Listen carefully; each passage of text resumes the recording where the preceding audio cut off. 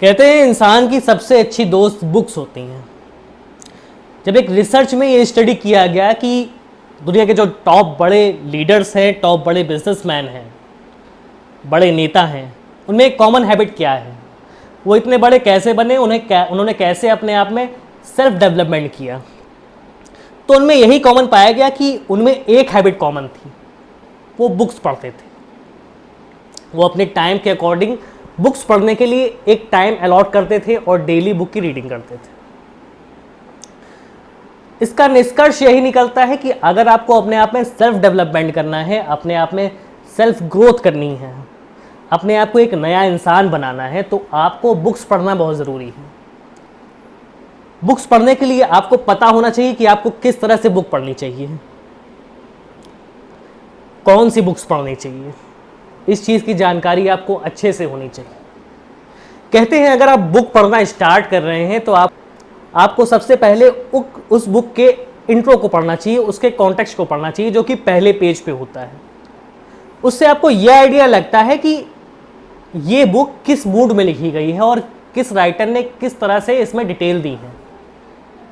उससे आगे बुक को समझने में आपको आसानी होगी और आप बुक का ज्ञान अपने आप में अच्छे से ला पाएंगे। दूसरा स्टेप ये है कि जब आप कोई बुक पढ़ें, आप अपने सेल्फ डेवलपमेंट के लिए बुक पढ़ रहे हैं। आपने बहुत सारी टेक्स्ट बुक पढ़ी होंगी, बहुत सारी अपनी सब्जेक्टिव बुक्स पढ़ी होंगी, स्कूल की बुक्स, कॉलेज की बुक्स। तो आपने ये ध्यान दिया होगा जो भी लोग बुक में मार्कर से मार्क करते हैं इंपॉर्टेंट पॉइंट्स को, या फिर जो उन्हें लगता है कि ये एक एग्जामिनेशन के लिए इंपॉर्टेंट पॉइंट हो सकता है, उनको मार्कर से मार्क करते जाते हैं। आपको लगता है कि वो पढ़ने के लिए ज़रूरी होंगे, एग्ज़ाम टाइम में आपके लिए बेनिफिशियल हो सकते हैं। तो आप इस तरह की जो क्वालिटी डेवलपमेंट बुक्स हैं, इनको पढ़ते हुए भी मार्कर लेकर बैठें, क्योंकि कुछ इनमें पॉइंट्स ऐसे हो सकते हैं जो आपके लिए फ्यूचर में बेनिफिशियल हो सकते हैं, आपको आपके आइडियाज़ इम्प्लीमेंट करने में हेल्प कर सकते हैं। अगर आप इस तरह से बुक पढ़ते हैं तो आपको ज़रूर उसका फ़ायदा मिलेगा, क्योंकि आपके पास हमेशा उस बुक का निचोड़ रहेगा, उस बुक में समरी रहेगी कि ये बुक मैंने क्यों पढ़ी थी और इस बुक से मैंने क्या सीखा था। अब बात आती है कि आपको कौन सी बुक्स पढ़नी चाहिए। ये बुक्स मोस्टली एंटरप्रेन्योरशिप पे बेस्ड हैं। ये आप में सेल्फ डेवलपमेंट भी करेंगी और आपके सोचने के ढंग में चेंज करेंगी।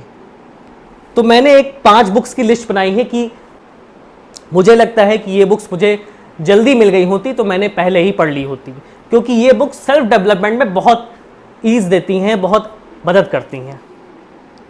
तो पहली बुक है think and grow rich. Mostly लोग जो ये वीडियो देख रहे हैं उनको पता होगा, ये बुक बहुत फेमस है। इसके राइटर हैं नेपोलियन हिल। ये बुक बहुत सारे लीडर्स, बहुत सारे बिजनेसमैन पे रिसर्च करके बनाई गई है।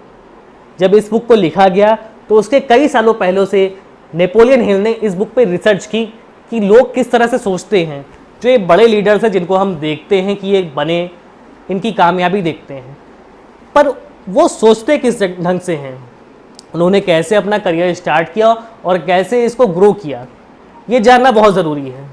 तो इसको स्टडी करके नेपोलियन हिल ने एक बुक बनाई, थिंक एंड ग्रो रिच, सोचो और अमीर बनो। इस बुक को अलग अलग चैप्टर्स में बांटा गया है और ये चैप्टर्स आदमी के सोचने के ढंग में चेंज करते हैं। ये बुक ज़रूर पढ़नी चाहिए आपको, इससे आप में बहुत सेल्फ इम्प्रूवमेंट आएगा। दूसरी बुक है the science of getting rich. ये बुक भी थिंक एंड ग्रो रिच से काफ़ी मिलती जुलती है। इस बुक में भी चैप्टर में डिवाइड किया गया है और इस बुक का कंटेंट भी लगभग उससे मिलता ही जुलता है। पर अगर आपको वो बुक अवेलेबल नहीं हो पा रही है तो आप इस बुक को भी पढ़ सकते हैं। इस बुक में भी काफ़ी अच्छा कंटेंट है। तीसरी बुक आती है rich dad poor dad. Mostly लोग इस बुक के बारे में भी जानते होंगे। ये बुक बहुत प्रैक्टिकल बेस पे आधारित है। एसेट्स और लायबिलिटीज़ का एक्चुअली मतलब क्या है इस बुक में बताया गया है और बहुत प्रैक्टिकली बताया गया है। इस बुक का बेस है कि कैसे एक बच्चा 2 लोगों को देखकर बड़ा होता है, एक अपने पिता को देखकर और अपने एक दोस्त के पिता को देखकर, और उनकी सोच में वो कैसे डिफ्रेंशिएट करता है कि उसे भविष्य में किस तरह सोचना है, कैसे अपनी एसेट्स बनानी है और कैसे अपनी लायबिलिटीज़ मैनेज करनी है, किस उम्र तक उसे काम करना है और उसके बाद पैसा, कमाया हुआ पैसा उसके लिए काम करेगा। बहुत प्रैक्टिकल बुक है, इसको आपको ज़रूर पढ़िए, इससे आप में बहुत सेल्फ इम्प्रूवमेंट हो सकता है। चौथी बुक इंडियन राइटर की है, बहुत बड़े राइटर हैं शिव खेड़ा जी, बहुत बड़े मोटिवेशनल स्पीकर भी हैं। यू कैन विन, ये बुक भी मोस्टली लोगों ने पढ़ी होगी। इस बुक में भी आदमी के वैल्यू को डेवलप करने के लिए सिखाया गया है, किस तरह से सोचना चाहिए। अपनी जीत को सुनिश्चित करने के लिए आपको ये सोचना होगा कि आपको हार नहीं माननी है, आपको अंत तक लड़ाई लड़नी होगी।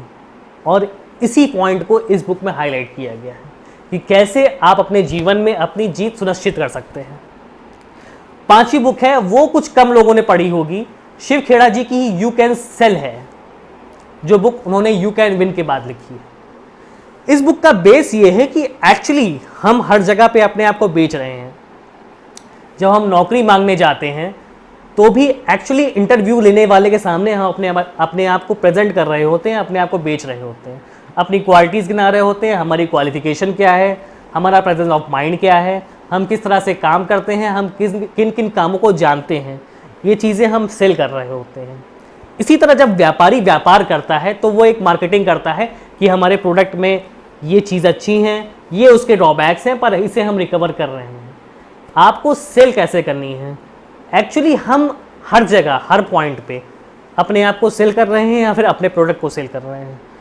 तो अपने आप में डेवलपमेंट के लिए और अपने बिजनेस डेवलपमेंट के लिए और अपनी जॉब में डेवलपमेंट के लिए ये बुक आपको ज़रूर पढ़नी चाहिए, आपको ये बहुत बेनिफिट्स देगी।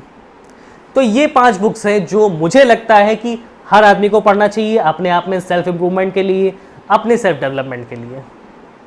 अगर वीडियो अच्छा लगा हो तो चैनल सब्सक्राइब करिएगा, लाइक करिएगा, शेयर करिएगा। अभी के लिए गुड बाय।